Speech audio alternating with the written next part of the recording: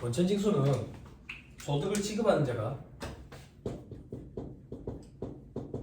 받는 자에게 소득을 지급할 거 아니에요. 그죠? 소득을 지급한다고요. 어떤 소득인데? 이자 소득이라고 가정을 할게. 이자 소득. 이자 소득 얼마 지급하는데? 100원 지급한다고 볼게. 100원. 100원. 그럼 요거에 대한 세금을 미리 떼놔놓고 지급하는 거예요. 요거에 대한 세금이 14원이라고 가정을 해볼게요. 그러면 14원을 떼놔놓고 받는 자한테는 86원만 주는 거예요. 그리고 지급자가 이걸 다음 달 10일까지 신고 납부하니까 이게 원천세 신고고요. 그때 작성하는 서식이 원천징수 이행상황 신고서예요. 이런 걸 우리는 원천징수라고 얘기해요.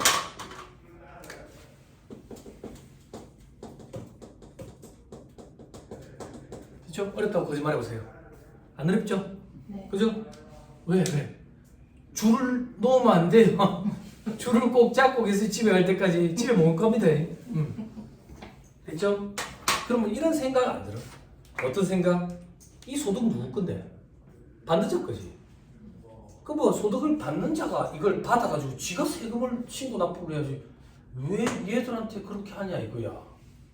그럼 얘들은 바보야? 돈 떼다가 대신 내게 얘들한테 그 의무를 줘놨지.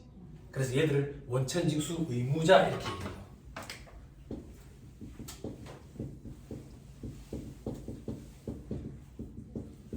난극적 조금만 해준 거죠.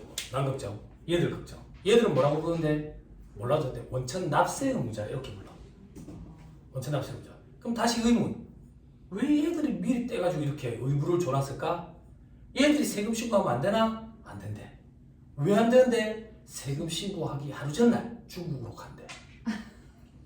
아니 중국 비하 발언은 아니에요. 요즘에 학교에서 강의할 때 조심해야 돼. 중국인 애들이 좀 있어가지고 말을 조심해야 돼. 네? 도망간다 그 얘기야. 소련 말로 조세 채권의 유실 우려 혹은 조세 채권의 사전 확보 차원. 그래서 하는 거야. 그래서 됐어요? 네. 됐나요? 그러면 중요한 건 뭔데? 이 원천징수 규정이 소득세법에도 있고 법인세법에도 있어. 근데 차이가 있다고. 어떤 차이가 있냐면 만약에 소득세법을 적용한다면 원천징수를 해야 되는데 법인세법을 적용한다면 원천징수를 하면 안 된대. 즉 법인세법상 원천징수 대상 소득의 범위와 소득세법상 원천징수 대상 소득의 범위가 차이가 있는 거야. 그럼 우리는 소득을 지급하는 이런 행위가 발생을 하면 일단 법인세법을 적용할 건지 소득세법을 적용할 건지 이거부터 선택을 해야 돼. 결정을 해야 된다고. 어떻게 결정합니까? 싸늘하다. 아무도 없는 줄 알았는데. 아무도 없는 줄 알았는데 영상을 보고 있는 사람들은 깜짝 놀랐다. 아무도 없나? 아니 법인세법 적용할지 소득세법 적용할지 어떻게 결정해요? 알고 계시잖아 언니들. 좀 도와주세요. 응? 안 도와주시면 내일 한번 보자고요 우리. 대충 할 때. 그죠? 받는 자 기준이지. 받는 자 기준. 받는 자가 법인이야. 그러면 법인세법을 적용해. 받는 자가 개인이야. 그러면 소득세법을 적용한다고. 그럼 조금만 더 힘들지만 법인세법상 원천징수 대상 소득에는 뭐가 있냐 이거야. 책에 보니까 있죠. 두 가지 있죠. 근데 두 번째 소득은 여러분들이 보실 일이 없을 거예요. 그냥 한 가지라고 기억하는 게 편해요. 이자 소득.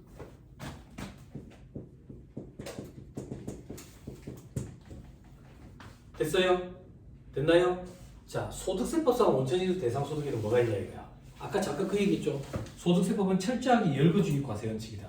열거된 소득에 대해서만 과세한다. 그 열거된 소득이 아까 뭐라 했는데? 이자, 배당, 사업, 근로, 연금, 기타, 퇴직, 양도소득이 있다. 됐죠? 그러면 이 중에 소득세법상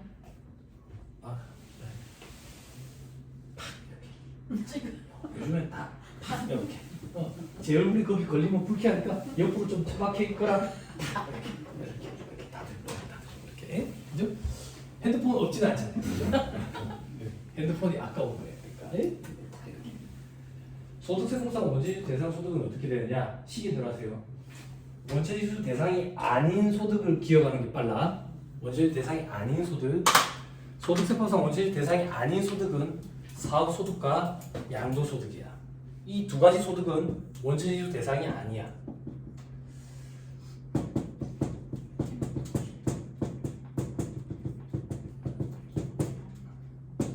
됐어요? 그런데 사업소득에 예외가 있어. 그러면 방향 다시 잡을게. 사업소득은 원천징수 대상이 아니라 했어. 근데 예외가 있다네. 그럼 원천징수를 한다는 얘기야. 한다. 그렇게 짜증나게 하네. 그냥 한다 안 한다 하면 안 돼? 법 조문에 그렇게 돼 있어. 예외 이래가지고. 여러분들이 찾아보려면 그렇게 법 조문 용어를 알아야 돼. 자, 예외가 두 가지가 있어요. 예외. 자, 첫 번째 뒤에 보여요? 아니요. 안 보여요? 어쩌지? 그죠? 부가세가 면제되는 일정한 인적 용역. 두 번째, 부가세가 면제되는 의료 보건 영역.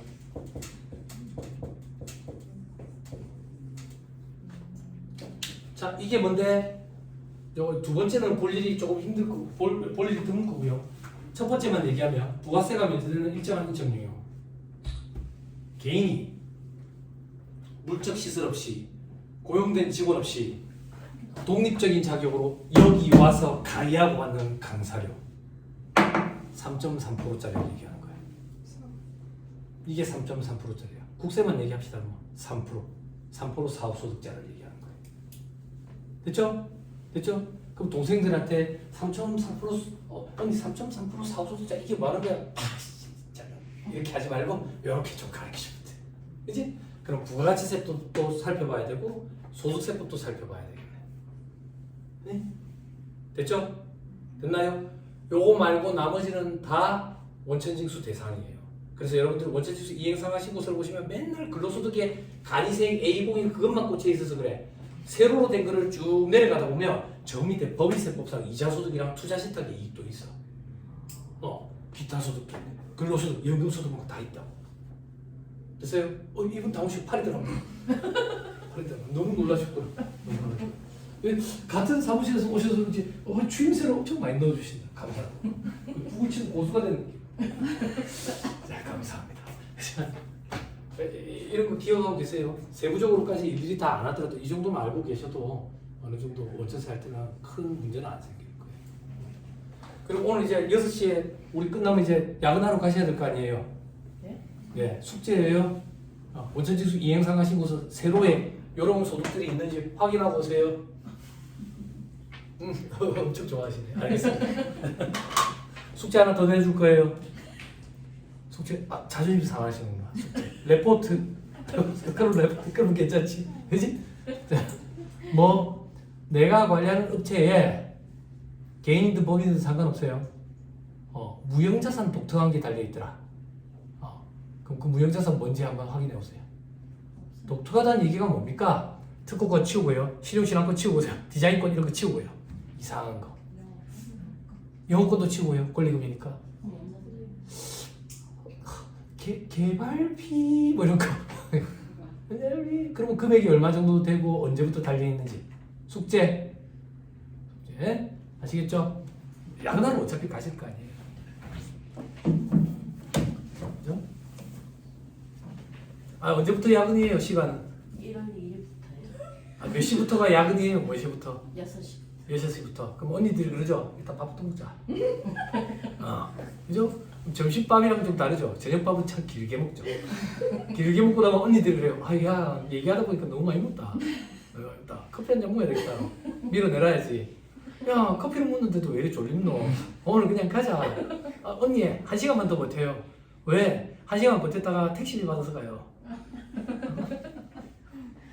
자, 다 그렇진 않습니다. 자, 130페이지 18번. 소득세법상 이자소득금액 원천징수세율 14%예요. 비영업대금의 이익은 25% 돼 있죠. 그죠? 비영업대금의 이익이 뭔데? 빗자가 아닐 빗자예요. 그러면 영업대금의 이익이 아니란 얘기죠.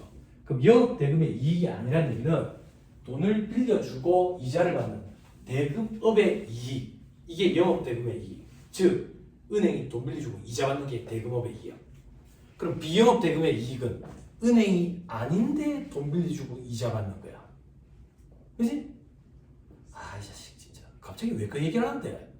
법인이 은행이 아닌데 대표이사한테 돈 빌려주고 이자 받는 거 원천징수해야잖아요. 그죠? 여러분들이 신호 강의할 때마다 물어보거든. 인정이자에 대해서 원천징수해야 됩니까? 그런 걸 왜 물어보냐 이거야. 왜 물어보냐? 받을 생각이 없는데 이자 수익으로 미수이자 계산해놨거든. 근데 세법에서는 그 미수이자 계산하는 건 가공자산으로 봐서 부인돼버려. 부인돼버린다. 그럼 원천징수 의무가 없다고. 근데 지금 뒤죽박죽 희한하게 걸려있다고 지금. 근데 걱정하지 마세요. 명쾌해질 거예요. 왜? 수년째 세무공무원분들도 듣는 앞에서 이런 얘기를 하고 있어요. 그죠? 왜 미수이자를 가공자산으로 잡는데 그거를 그대로 인정을 해줄까? 뭐 이런 얘기를. 그죠? 그럼 앞으로 좀 달라지겠죠? 자, 다시 돌아오세요. 자, 다음 페이지 이제 분납 보세요. 분납. 이건 말 그대로 분납이야. 뭐 납기 유예, 납기 연장 그거 얘기하는 거 아니야. 분납. 납부세액이 1,000만 원을 초과하는 경우에는 한 달, 중소기업은 2달, 중소기업으로 합시다. 2달 분납할 수 있다. 다만 가산세와 감면분 추가 납부세액은 안 된다. 납부세액이 2,000만 원 이하일 때는 1,000만 원 초과 금액, 납부세액이 2,000만 원 초과할 때는 50% 이하의 금액. 들어보세요. 납부세액이 1,200이다. 3월 말까지 1,000 내고 5월 말까지 아까 얼마 했어요? 200 내고. 됐죠? 납부세액이 2,400이다. 3월 말까지 1,200 내고 5월 말까지 1,200 내고. 됐죠? 그런데 납부세액이 1,300인데 가산세가 그 중에 100이다. 그럼 3월 말까지 1,100을 내야 돼.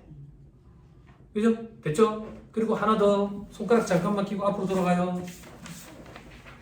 120페이지.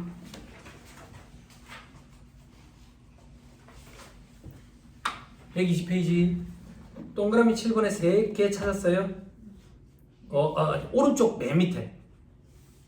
동그라미 7번 3개 찾았어요? 네. 그 옆에 보면 분납할 세액 찾았어요. 154. 네. 그 요거야. 요게 무슨 말인데? 분납은 우리가 신청을 해가지고 승인을 받고 이렇게 하는 게 아니라 이 빈칸에 숫자를 넣으면 자동으로 분납 신청이 된 거야. 근데 세상이 얼마나 좋아졌냐면 여러분들이 프로그램을 작성할 때 여기다 커서를 갖다 클릭을 하면 지가 알아서 반을 쪼개줘. 반을 쪼개줘. 암산이 약한 걸 알았던 거야. 그래가지고 바로 계산이 된다고. 감사하다. 감사해. 분납은 막 승인 요하고 그런 거 아니에요. 그렇죠? 근데 우리 납기 연장하는 거 있죠. 고지분 납기 연장. 그거는 승인을 요하는 거예요. 그래서 여러분들이 미치는 거예요. 왜?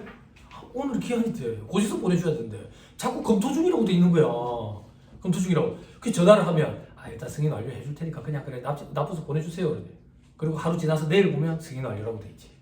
그냥 일이 너무 바빠서 그런 거지. 그럴 때는 체납된 것만 없으면 체납된 거 뭐 크지 않으면 빨리 얘기해가지고 지우라 그러고 그죠? 그렇게 하면 웬만하면 다 받아주죠.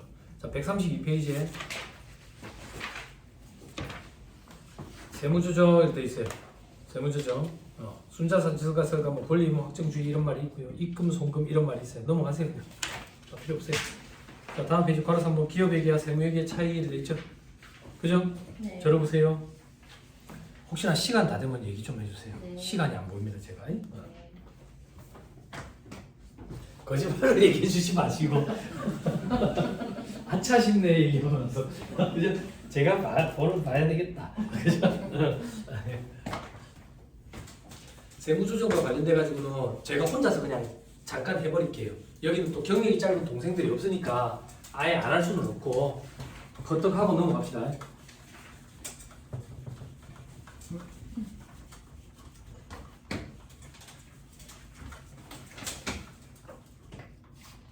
자, 책 한번 보세요. 자, 회계는 수익에서 비용 차감해요. 그럼 손익이 나오죠. 그죠? 세법을 하고 있으니까 소득이라고 표현해 봅시다. 그럼 이 소득은 회계상 소득이에요. 그럼 우리는 세법을 하고 있지. 세금 계산을 해야 된다고. 세금 계산의 객체가 되는 건 세법상 소득이 될 거야. 그럼 이 세법상 소득은 어떻게 계산하는데 입금이라는 거에서 송금이라는 걸 차감해가지고 계산을 해요.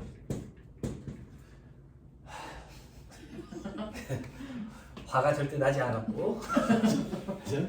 그러려니 이렇게. 요즘에 읽고 있는 책이 있어요. 김미경과 같이. 그런 책도 저기 누구지? 양희은 할머니. 야기야 가수. 할머니. 아주머니에서 할머니로 넘어가는 과도기? 그 책 제목이 너무 마음에 들어. 책 제목이 그러나 그래. 책 제목이 너무 좋아. 자, 입금에서 송금을 차감해가지고 세법상 소득을 계산해요. 법인세법. 소득세법은 총수익금액 필요경비. 됐죠? 그럼 우리는 세금 계산을 하려면 입금과 송금을 집계를 해야 되는데 이미 회계감사를 받으면서 회계 자료가 수익과 비용으로 세팅이 다 돼 있는 거야. 그럼 우리는 그걸 100% 활용을 해. 활용을 한다는 얘기하는데 수익이 입금과 거의 유사하지만 차이점이 좀 있어. 비용이 송금과 거의 유사하지만 차이점이 좀 있다고. 그래서 우리는 수익과 입금, 비용과 송금의 차이점을 조정을 해서 결국 회계상 소득에서 세법상 소득으로 바꿔버린다고. 이걸 우리는 세무조정이라고 해. 세무조정. 그럼 세무조정에는 크게 이렇게 4가지가 있는 거야. 어떻게? 수익, 입금, 이런 경우가 있고 이런 경우가 있지. 그지? 비용, 송금, 이런 경우가 있고 이런 경우가 있지. 사전지문, 원천봉쇄, 세무사님 왜 같은 건 얘기 안 해줍니까? 내랑 안 맞으니까 앞으로 내 강의 때 오지 마. 차이를 조정하자 했는데 왜 자꾸 같은 걸 물어봐? 해마다 고생들 보면 한 명씩 있어. 한 명씩. 너는 법무사 받을 때 잘 맞을 수도 있다 내가 얘기해. 오지 마요. 그럼 봐봐. 회사가 계산한 매출액 수익이 100원인데 세법상 인정되는 입금은 80원이라고 가져갈게. 그럼 20원을 빼버려야지. 입금에서 빼버린다 그래서 입금 불산입으로 세무조정한다 이래 얘기해. 그럼 차감하는 세무조정이야. 입금 불산입으로 세무조정한다. 그럼 반대로 회사가 계산한 수익이 80원인데 세법상 입금이 100원이면 더해야지. 더하고 빼고는 무슨 개념인데요? 세법상 과세 소득을 증가시키냐 감소시키냐 그 얘기야. 자, 입금 산입으로 세무조정한다. 회사가 계산한 비용이 100원인데 세법상 송금은 80원이래. 그러면 송금에서 20원만큼 빼야지. 송금 불산입으로 세무조정한다 이래. 근데 학교 졸업하고 오래되면 이렇게 잘 안 돼. 잘 봐. 비용, 송금은 소득을 줄이는 거지. 줄이는 게 줄어지면 더해야 돼. 빼기에 빼기를 하면 더해져. 암기하세요. 야, 더한다. 이해가 힘들 때는 암기가 선행되면 참 필요하다. 애들 산수를 가르쳐 본 적이 없어. 이런 거 강의를 잘 못해요. 자, 그 다음 회사가 계산한 비용이 80원인데 세법상 송금이 100원이야. 송금 산입으로 세무조정해야지. 그지? 여기까지 됐어요? 더하는 세무조정 2개, 빼는 세무조정 2개. 칠판 법인세법, 법인세 계산하는 사실, 사무소식에 있는 거 있지? 사무소식에 제일 처음 뭐 시작해? 결산상 당기순이익에서 시작하지. 그 밑에 입금산입, 송금불산입. 송금산입, 입금불산입 하면 뭐가 나오는데? 차가감 소득금액이 나와. 차가감 소득금액 밑에 기부금 한도초과액 더하고 기부금 한도초과 2월에 송금산입 하면 뭐가 나오는데? 각 산업도 소득금액이 나와. 방금 뭐라고 얘기했어요? 천천히 얘기하면 더 싫을 거예요.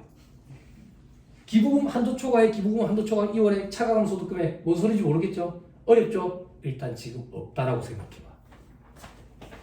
얘들은 없는 개념이야 지금. 그러면 결산사상 당기순이익에서 입금산입, 송금산입, 송금산입, 입금산입 하니까 각산업 소득금액이 나왔네. 그치? 그럼 다시 더하는 세무조정 2개, 빼는 세무조정 2개를 하면 뭐가 된다고? 회계상 소득에서 세법상 소득으로 바뀌어간다네. 그러면 얘가 회계상 소득이네. 그치? 얘가 세법상 소득이야. 그래서 얘가 마이너스 이걸 세법상 결손금이라 얘기하고 15년 동안 2월 공제가 되는 거예요. 됐어요? 됐나요? 조금만 더. 제가 방금 세무조정할 때 용어를 생략하면서 여러분들한테 불러드렸어. 어떤 용어를 생략했는데 입금불산입 신고조정으로 세무조정한다. 이렇게 해야지 풀랩이야. 신고조정으로 세무조정한다. 입금산입 신고조정으로 세무조정한다. 송금불산입 신고조정으로 세무조정한다. 송금산이 신고 조정으로 세무 조정한다. 이래야 플레임이라고. 그런데 요 경우는 어떤 경우인데 써볼게. 회사가 계상한 비용, 세법상 송금. 회사가 계상한 비용보다 세법상 인정되는 송금이 더 크면 결산 조정이라는 것도 있어. 그럼 결산 조정이라는 거는 회사가 계상한 비용이 세법상 송금보다 작을 때만 존재하는 거야. 작을 때만. 아, 그래. 뭐 결산 조정 이런 게 뭔데? 먹이는 여러분들이 좋아하는 건 다 결산 조정이야. 왠지 짜증이 나게 좋겠지. 그런 거라. 그럼 결산 조정이면 어떻게 되는데? 얘가 신고 조정 사항이면 20원만큼 송금 사립을 해야 돼. 회사 비용 80원, 세법상 송금 100원, 20원만큼 송금 사립을 해야 된다고. 근데 만약에 이 항목이 결산 조정 사항이면 세무 조정이 없어. 뭔 소리야? 그럼 세법상 송금이 얼마란 얘기야? 방금 신고 조정 사항이면 송금 사립을 20원을 더하니까 세법상 송금은 100원이라는 얘기야. 근데 결산 조정 사항이면 세무 조정을 안 하니까 세법상 송금은 80원이라는 얘기야. 그럼 회사가 비용으로 계산한 것만 송금이 됐네? 그렇다는 얘기야. 그럼 결산 조정의 특징은 도대체 뭘 얘기하는 거야? 세법상 송금으로 인정받고 싶으면 결산서에 손실 또는 비용, 손비라고 표현해요. 손비로 계상을 해야 인정받을 수가 있다. 극단적으로 할게. 회사가 비용을 안 잡았대. 그러면 세법상 송금으로 인정되는 것도 없어. 이게 결산 조정 사항이고 제일 대표적인 게 감가상각비라고. 그죠? 여러분들 관리하시는 업체 중에 저기 감사 대상 업체가 아닌 데가 대다수잖아. 그지? 그런 데는 회계 감사를 안 받기 때문에 감가상각비 계상 안 해도 된다고. 상각 범위의 한도는 얼마인데? 100원. 근데 감가상각비 올해 얼마 계상했는데 계상 안 했어. 그러면 세법상으로 인정되는 감가상각비는 얼마인데? 없어. 이게 결산조정사항이라고. 결산조정사항. 즉 결산조정사항은 세법상 송금으로 인정받고 싶으면 결산서에 손실 또는 비용을 계상해라 그 얘기야. 그럼 예를 들어볼게. 똥차 1,000원짜리를 하나 샀어. 정액법으로 상각하는데 10년 동안 상각할 거라고. 그럼 뭐 한 해 100원씩 상각할 수 있지. 근데 세법은 해도 되고 안 해도 돼. 20원만 해도 되고 넘지만 않으면 돼. 넘으면 어떻게 되는데요? 넘으면 여기잖아. 여기잖아. 맞아? 그런 질문 하지 마세요. 그러니까 저랑 안 맞는 거예요. 또 그죠? 안 맞는 사람 많을 수도 있어요. 자, 됐죠? 됐어요? 그럼 조금만 더. 감가상각비 올해는 송금으로 인정 안 받고 싶어. 그러면 계산 안 하면 돼. 근데 내년에 인정받고 싶어. 그럼 내년에 100원을 계산하면 되지. 즉 100원이라는 송금의 귀속 사업료들을 올해 인정 안 받고 내년에 인정받으니까 송금의 귀속 사업료들을 우리가 임의로 조정할 수가 있네. 이게 결산 조정 사항의 특징이지. 송금의 귀속 사업료들을 임의로 조정할 수 있다고. 그죠? 그러면 경력이 짧은 동생들은 그런 생각한다고. 큰 혜택이네. 올해는 결산서에 반영 안 해서 인정 안 받고 내년에 결산서에 반영해서 내년에 송금으로 인정받고 선택권이 주어졌으니까 큰 혜택이네. 아주 무서운 거지. 아주 무서운 거. 시간 아직 좀 남았어요? 네. 자, 집에 가기 전에는 멘붕이 완성이 돼야 돼. 그죠? 근데 이 집에 오늘 지금 마지막 이 멘붕 완성시킨 이 스토리가 너무 강력해서 그죠? 공복으로 가셔야 돼. 버스 안에서 토할 수도 있어. 토할 수도. 자, 우리나라 사람들이 전 세계적으로 전 세계인들이 우리나라 사람들 진짜 대단하다고 인정하는 것 중에 하나가 뭔데? 감정이입, 의인화. 그죠? 개를 보면서 내 새끼 나는 개란 얘기잖아. 의인화도 잘하지. 감정이입도 잘하지. 자, 감정이입 하세요. 지금부터. 실제 있었던 사례예요. 저는 실무 강의를 할 때 부산을 제일 마지막에 해요. 부산에서 제 실무 강의만 꾸준히 들어오시는 분들 때문에 이름이 좀 알려지게 됐어요. 다른 지방에서 강의를 하고 나면 항상 아쉬운 점은 꼭 있어요. 시간이 짧으니까. 그걸 모아서 부산에서는 뻥 터뜨려요. 그걸 어떻게 다 뻥 터뜨리는데 아주 빨리 해요. 그랬는데 쉬는 시간에 아주머니에서 할머니로 넘어가는 과도기 한 분이 오셨어요. 할머니 오셨어요. 할머니 오셔가지고 선생님 여태까지 내를 받던 정을 생각해서 조금만 생각해봐 주이소 그러더라고. 뭔 일이 났구나. 네, 무슨 일인데요? 그러니까 죄송한데 쉬지도 못해. 얘기해보세요. 괜찮아요. 막내가 똥탄을 했다는 거예요. 사무실에. 거래처에서 토지랑 건물을 같이 샀어. 계산하기 편하게 예를 들어서 토지는 8억, 건물을 2억 이렇게 10억에 샀다고 볼게요. 그래가지고 그 계약서대로 부가세 신고를 해서 매입세 공제도 받았어. 고정자산 대상에 반대로 쓴 거야. 경력이 짧은 동생들은 무슨 소리인지 몰라. 지금 여기 언니들은 구역지가 토할 것 같아. 내가 이 얘기를 점심전에 해주려다가 다이어트 했어요. 집에 같이 때 말씀을 드리러. 그렇게 4년이 흘렀어. 교육자는 안 사직이. 그래서 저한테 또 그걸 어떻게 이때 모르셨어요? 근데 지금은 어떻게 하셨어요? 은행에서 전화 왔어. 대출 연장을 해서 숫자 좀 이상하다. 사업주는 절대 못 돼. 알 것 같은데 절대 못 돼. 절대 못 돼. 그래서 어떻게 해야 되는지 물어보더라고. 그래서 이게 감가상각이니까 과거에 감가상각을 많이 안 되는데 안 되는데 손은 못 돼. 이게 계산주 중 손은 못 돼. 근데 저는 희망 부분하는 거 싫어하거든요. 그래서 방법 없습니다. 계산주 중상 이래서 무서운 겁니다. 책에는 손해기 교수 사업료들을 선택할 수 있으니까 혜택처럼 보이지만 이게 정말 무서운 겁니다. 얼마나 되셨어요? 그 거래처 15년 됐다. 그러면 그동안 저걸 생각하셔서 오픈을 하세요. 오픈을 하셔가지고 잘못된 거 바로잡고 가산세 중개 근무를 한번 하고 하면 됩니다. 왜 하면 덩어리를 해요? 응? 덩어리가 몇 개가 있는 하나 나오면 같이 나가야 되는 빠져나가는 거예요. 그래서 아는데 이런 건 방법이 없는데 이걸 그렇게 덮고 넘어갈 수 있는 그런 게 아니에요. 그랬더니 선생님 그러니까 어떻게 없을까 그런 거예요. 본인이 지금 생각하고 계시는 방법을 얘기해보세요. 제가 반박해 줄게요. 그랬더니 감가상각비를 지금부터라도 조금만 잡으려고요. 안 잡으면 안 잡았지 왜 또 조금만 잡아요. 감가상각 의제규정 적용하는 거예요. 중소기업 특별세액하면 한 해 500만 원 정도 되는 거야. 그러면 감가상각 안 잡으면 감가상각 의제규정 적용 안 받으려면 중소기업 특별세액 하면 적용을 안 받아야 되는데 세액이 500만 원이니까 작년보다 당장 세액이 500만 원 많아지니까 설명을 못 하는 거죠. 업체에. 그래서 제가 안 되면서 방금부터 안타깝지만 그래놓고 들어가시더라고. 사무실에 그때 전화했잖아. 전화해가지고 야 이런 일 있다라 너 정신 똑바로 차려라 진짜. 우와 나 진짜 야 손소리 들어 정신 똑바로 차려라. 그래놓고 들어갔는데 믿기 싫어 갔어. 옆에 딸내미인데 딸내미도 같이 갔어. 내가 볼 때 그 딸내미가 막내야. 어머. 그리고 반대편에 앉은 사위도 갔어. 어머. 그래서 마음이 좀 안 좋더라고. 근데 궁금해 미치. 궁금해 미치. 근데 재작년에 오셨어. 강의 들어. 재작년에 오셨는데 못 물어보겠는 거지. 못 물어보고. 맞죠? 감가상각이 진짜 무서워요. 결산주정상 무서워요. 저는 결산주정상이 퇴직급여 충당금 그리고 대손출당 감가상각비. 감가상각비 조심해야 돼요. 현업에서 어디서 사고 쳐가지고 수습 좀 해달라고 갖고 오는 거 보면 세무조정 소득금액 조정하기 위해 손으로 누가 글씨 펜 글씨처럼 써놨어요. 감가상각 충당금 송금사입 이래가지고 적게 잡고 감가상각 충당금이 말이야. 나도 그렇게 옛날 사람은 아니에요. 과거에 감가상각 충당금이라고 불렀어요.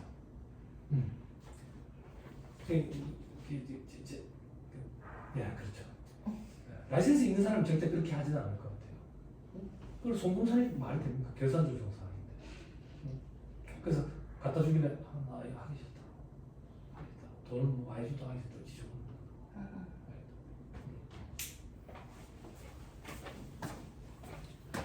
네, 잘했습니까 여러분? 그만큼 책임이 많이 따르는 거예요. 그리고 좀 꼼꼼하게 보셔야 돼요. 꼼꼼하게. 네? 제가 생각할 때는 방법이 없어요. 그거는. 예. 털고 바로 잡는 거예요. 바로 잡는 거.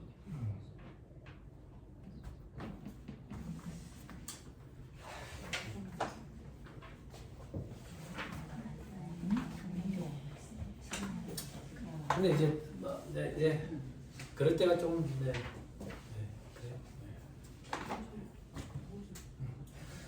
세무조정 이 정도 보시면 됩니다. 신고조정과 결산조정이 있다. 그리고 여기는 경력이 좀 있으신 분들이니까 소득처분 뭐 이런 얘기까지는 좀 그래요. 근데 소득처분 중에 우리가 인정이자에 대한 상해 처분하는 걸 좀 알아야 되거든. 그 부분만 좀 얘기할 거야. 지금 시간이 어느 정도 됐습니까? 36초. 아 시간 충분합니다. 40분 남았네요, 그죠? 네. 아닙니다. 딱 맞추면 딱 맞춰드릴게요. 예전에 STX 연말정산 강의 4시간 계약해가지고 5시간 했더니 욕을 너무 많이 먹어가지고 아니 바쁘신 분 가시라 했어요. 근데 가지도 않으면서 욕을 막 그거 해준다고 좋아하는 게 아니다.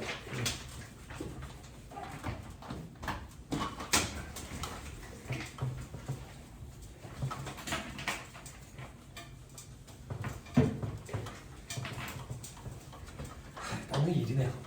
그죠? 베스킨라빈스처럼 팔뚝 굵은 여자애는 좀 됐다는. 앞니치가 좀 길어야 됩니다. 베스킨라빈스는 아니면 아이스크림 구덩이에 뚫어 빠지거든요. 다들 그런 거 많이 기대하잖아. 프랜차이즈 중에 베스킨라빈스 그게 뭐 유통기한이 없다 그런 소리가 있대.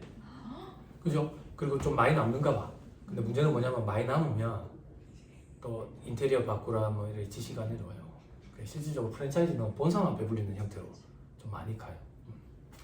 빨리 노하우를 습득해서 벗어나야 돼요. 김밥 천국에서 천국은 검은 청 테이프 붙여놓고 이제 벗어나야 돼요. 서울에서 제 직장생활 할 때 실사례가 있어요. 김밥 천국에 제가 숙소 바로 앞에 많이 갔었어요. 거기 사장님이 부산 사람이에요.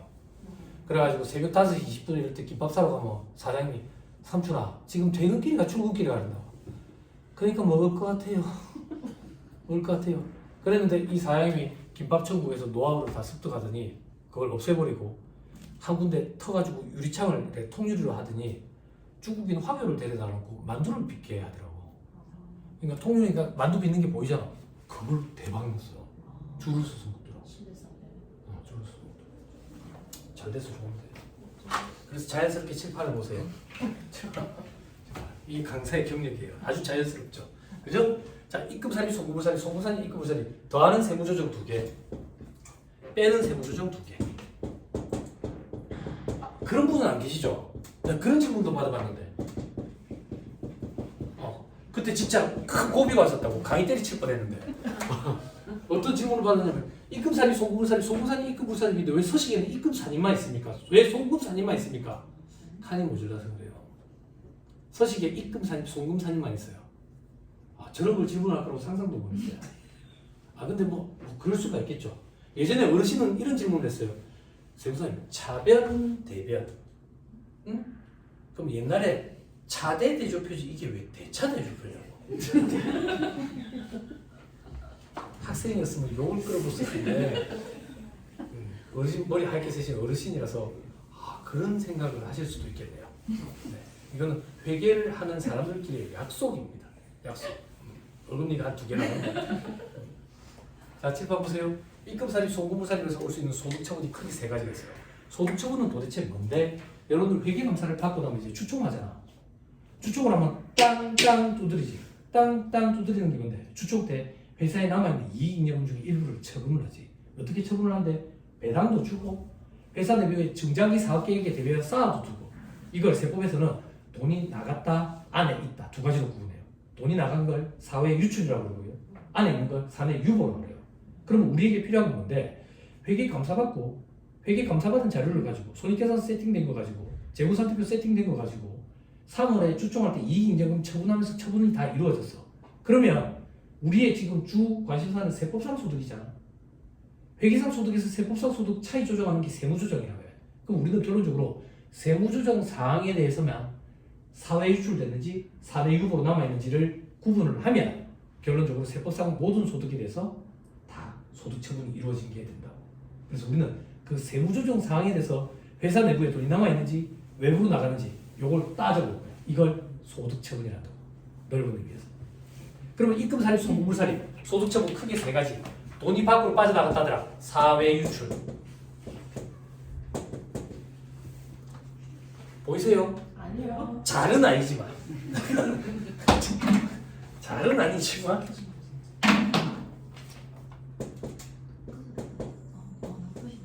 사회 유출 보이세요? 요즘 트렌드가 그라데이션. 죄송합니다 여러분. 취약해가지고 죄송합니다. 예? 자, 그다음 회사 내부에 남아가지고 자산과 부채의 차이를 일으킨다더라. 유보 이렇게 해요. 사회유출도 아니고 유보도 아니면 빈칸으로 냅끼리 그러니까 기타 이렇게 해요. 송공산이 입금을 하기 위해서 올 수 있는 소득처분은 두 가지. 회사 내부에 남아가지고 자산과 부채의 차이를 일으키면 유보 이렇게 해요.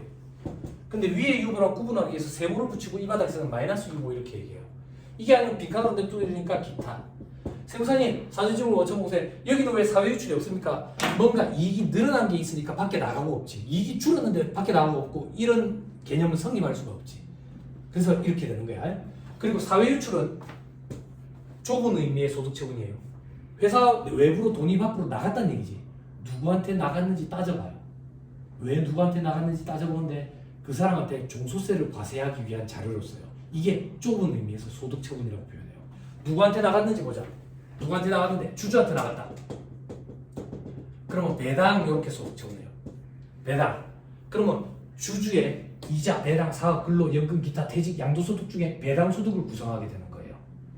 그렇게 종소세를 과세한다고. 근데 이 주주가 법인세법에 의해서 세무조정에 의한 소득처분 배당 말고 원래 지가 받은 배당이 또 있대요. 그 배당과 이 배당을 구분하기 위해서 인정이라는 말을 붙여요. 그래서 인정배당 이렇게 얘기해요. 알고 계시는 언니들은 복습이라고 생각해서 좀 들어주세요. 동생들이 힘들어요. 자, 회사 외부로 돈이 받고 빠져나갔는데 임직원한테 나갔다. 임직원. 그러면 상여와 이렇게 한다. 상여. 즉, 이 임직원의 근로소득을 구성하는 걸로 봐가지고 종소세를 과세하겠다고. 근데 이 임직원이 이거 말고 상여 받은 게 있어. 그 상여랑 이 상여를 구분하기 위해서 인정상여 이렇게 얘기하는 거예요. 됐어요? 우리 회사의 돈이 밖으로 빠져나갔는데 거래처 사장의 형한테 갔더래. 그 사람이랑 무슨 관계인데? 아무 관계가 없어. 아무 관계야. 그럼 기타 소득 이렇게 처분해요. 그럼 그 사람의 기타 소득을 과세해요. 그러면 요거는 인정이란 말을 붙여요. 기타 소득은 인정이란 말을 안 붙여요. 그냥 기타 소득. 그래서 여러분들 소득자료 명세서에 인정 배당, 인정 상여, 기타 소득 요리 세 가지가 있는 거예요. 사후 관리를 하는 거죠. 종소세를 과세해야 되니까. 근데 회사 외부로 돈이 밖으로 빠져나갔는데 알고 봤더니 국가나 지자체한테 갔대. 혹은 지자체 조합. 혹은 타사업자한테 갔대. 혹은 타법인한테 갔대. 이런 경우에는 기타 사회유출 이렇게 해요. 기타 사회유출은 뭔데? 결론 사후관리를 안 하겠다는 거예요. 사후관리를 안 하겠다는 얘기는 누구한테 갔는지 따져가지고 종소세 과세 문제 이런 거 안 하겠다. 왜 안 하는데? 국가나 지자체한테 우리 회사 돈이 빠져나갔대. 국가나 지자체는 법인세법상 비과세법인이에요. 그래서 과세를 안 하거든. 과세를 안 하니까 따질 필요가 없는 거야. 타사업자, 개인사업자. 개인사업자 사업소득은 순자산 증가세 그 포괄주의 과세원칙이니까 있거든. 그래서 내가 신경 안 써도 어차피 과세될 거야. 그리고 타법인, 법인, 순자산 증가세 포괄주의 과세원칙 내가 신경 안 써도 어차피 과세될 거야. 그래서 사후관리 안 해. 또 어떤 게 있는데 조세 정책적인 차원에서 그냥 사후관리 하지 말자라는 것들이 있다. 그런 건 어떤 건데 접대비 한도 초과해. 무조건 기타 사유출하고 만다고. 또 어떤 게 있는데 업무 무관 자산 등 지급이자 소금 물살이 돼. 기타 사유출 뭐라고. 됐어요? 뭐 한다고 이 얘기를 이렇게 길게 하고 있는데 내한테 지금 필요한 게 뭔데? 여기.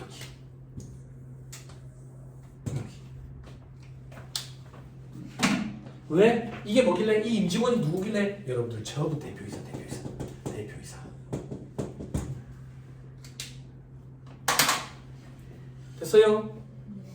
됐어요? 자, 지금 이 얘기 할 거예요. 어떤 얘기? 개인 사업자와 법인 사업자의 가장 큰 차이점. 그죠? 여러분들 사업주들이 그런 거 많이 물어볼 거예요. 잘 보세요. 치킨집을 비하하는 게 아니에요. 개인 사업자로 치킨집 운영한다고 볼게요. 치킨집. 오늘 치킨 장사했어요. 장사해가지고 벌어들인 거 있고 경비 쓴 거 있고 주머니에 순수하게 남은 소득 이 10만 원이라고 가정할게. 집에 가는 길에 오랜만에 친구를 만났어요. 털어놓으러 갈까? 그래가지고 이 10만 원을 털어놓았어요. 아무 문제 없어요. 근데 제가 이 치킨집을 법인 사업자로 운영한다고 볼게. 그럼 나는 이 법인의 대표이사야. 근데 오늘 치킨 장사해가지고 소득이 10만 원이 있어. 대표이사가 집에 가는 길에 친구를 만나서 털어넣잖아. 털어넣으면 잘 봐요. 법인이라는 하나의 인격체가 대표이사라는 하나의 인격체한테 10만 원이라는 돈을 빌려준 걸로 처리한다고. 이게 가지급금이에요. 가지급금. 됐어요. 뭐가 됐는데? 사전증명 원천목세. 여러분들 저한테 질문할 거거든. 가지급금 어떻게 정리해야 되는지. 자, 어떻게 정리해야 돼요? 네. 어렵나? 갚아 넣어야지. 갚아 넣어야지.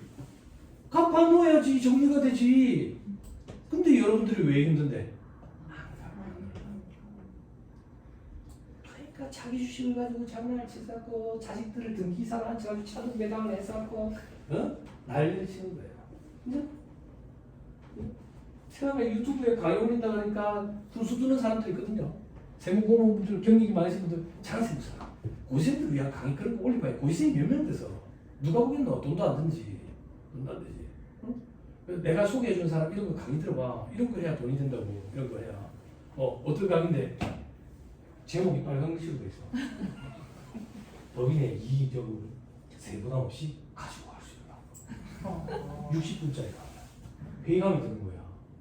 내가 그래도 강의를 이렇게 많이 했는데 비공식적으로 한 1000시간 가까이 더 했는데 내가 모르는 방법이 있었나? 그래서 그 60분짜리 강의를 다 들어. 다 듣는데 마지막에 그 사람들도 결론적으로 없습니다. 그건 뭐라지? 낚인 거지. 낚인 거. 낚인 거. 어? 그런 건 없어요. 유튜브 보신 적 있어요? 세무사들 하는 유튜브 강의? 조회수가 많은 거 있어요. 세무공무원분들이 또 소개해줬어요. 여자 회계사 있는데 조회수 엄청나다고 보라고. 그래서 봤거든요. 봤는데 조회수가 5, 6 이래. 근데 하나만 몇십만 건이야. 근데 이게 뭔가 싶어 클릭했거든. 클릭했더니 갑자기 회계사가 사과를 하더라고. 내가 오늘 준비해가지고 찍어 올리기로 한 강의가 있었는데 그 바빠가지고 못 올릴 것 같다고. 대신에 그냥 오늘 제가 사무실에서 일하는 모습을 여러분들 보여드릴게요. 이랬는데 그게 조회수가 20만거든. 왜? 그러니까 우리나라 외국 지상 강의 열심히 준비해봐야 다 필요. 돈 벌어 얼굴 보지.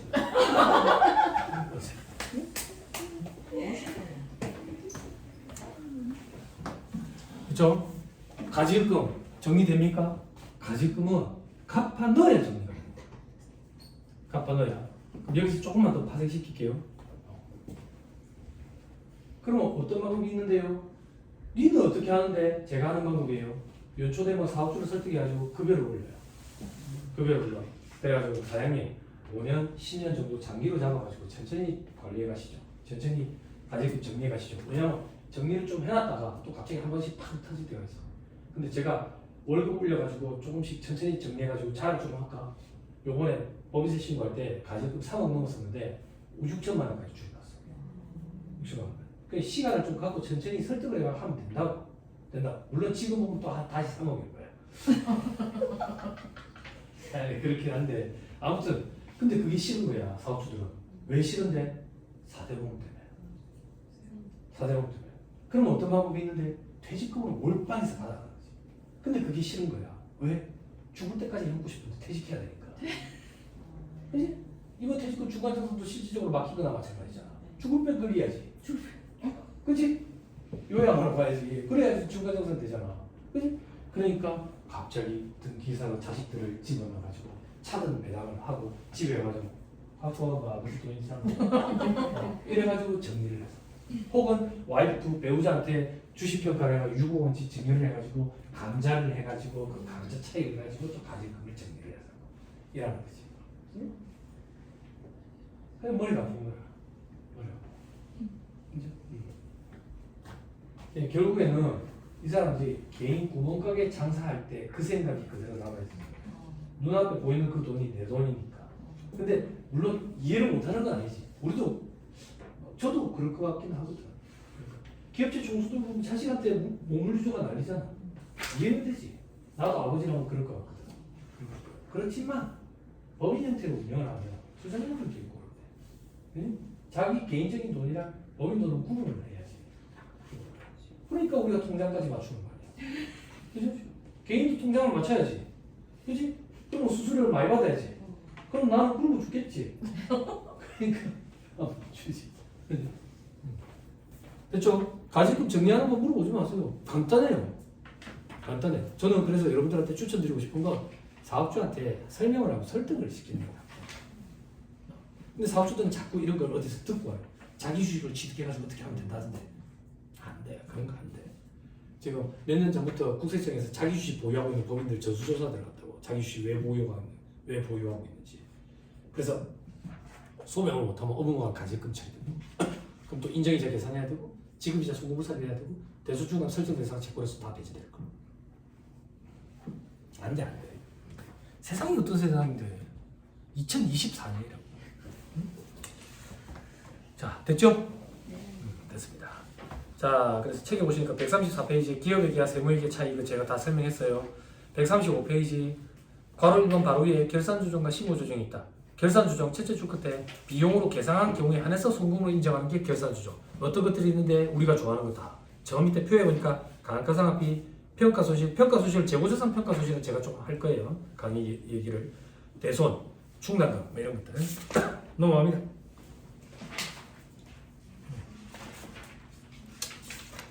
쭉 넘어가세요. 138페이지 신고주정에 되어 있죠. 결산주정과 신고주정의 비교. 밑에 걸어서 한번 외부 세무조정과 자기 세무조정. 제가 대신해주면 외부, 지가 직접 하면 자기. 됐죠?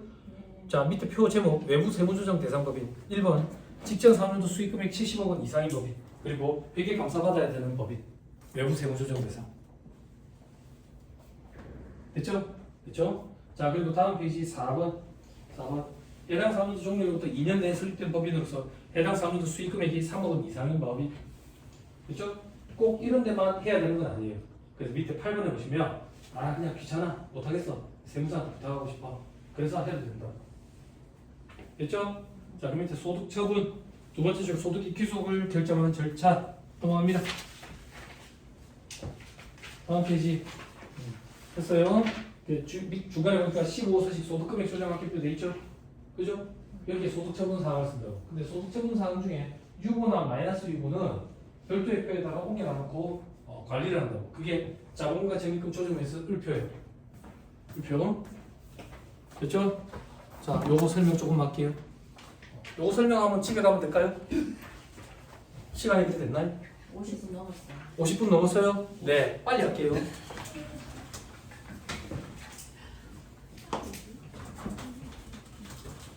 끊기면 안 되잖아. 여기까지는 해야지.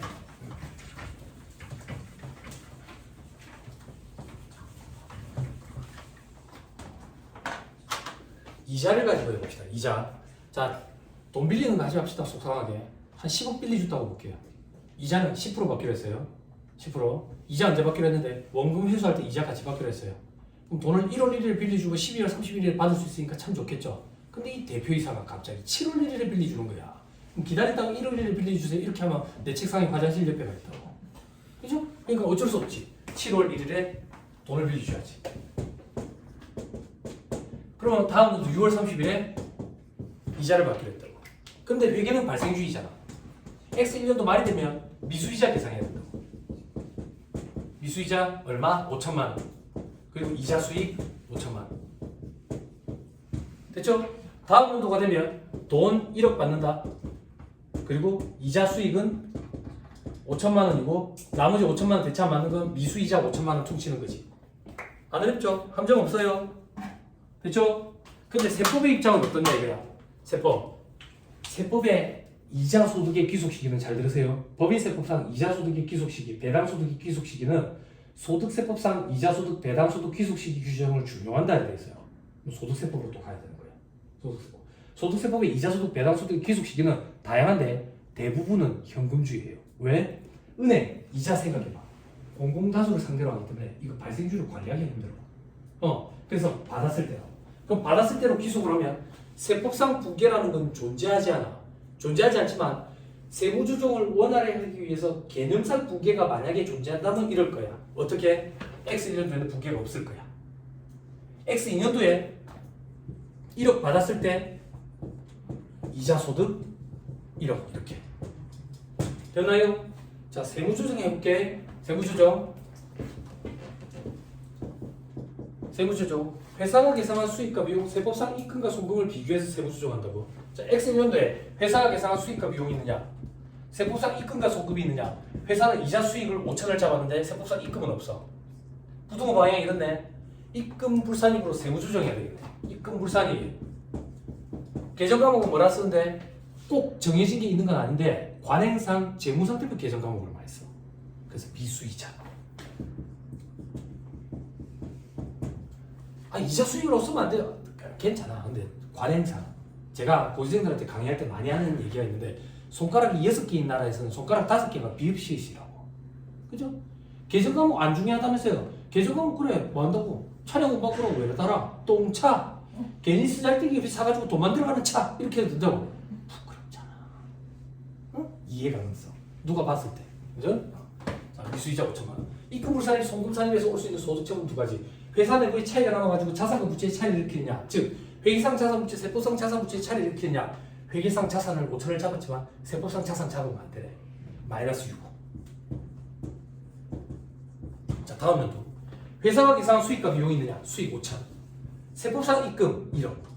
입금 산입으로 세무 조정해야 되네. 입금 산입.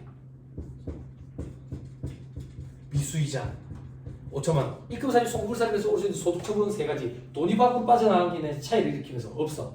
그럼 회사 내부에 남아가지고 자산과 부채의 세법상 그리고 회계상 차이를 일으키냐?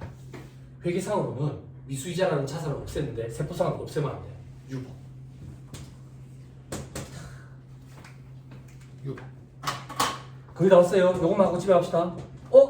그러고 보니까 작년에 입금 불산이 마이너스 유보로 세무 조정했던 게 올해 입금 산이 플러스 유보로 반대의 세무 조정을 거쳐서 효과가 상쇄되어 버렸다고. 소멸됐다고. 이런 걸 우리는 추인이라고 표현해요. 추인. 됐어요? 됐어요? 7번 봐. 이 유보나 마이너스 유보라는 세무 조정이 왜 발생했는지 한번 생각해 볼게. 회계와 세법의 차이 때문이지. 근데 이 차이가 왜 발생했는데? 만약에 X 1년, X 2년이잖아. 우리도 과세기간을 1년 단위로 끊었지. 만약에 두 개년이 한 개 과세기간이라고 가정해봐. 그럼 이런 차이가 생겼을까? 안 생겼지. 즉 과세기간 단위를 1년 단위로 끊었기 때문에 회계랑 세법에 일시적으로 차이가 생긴 거야.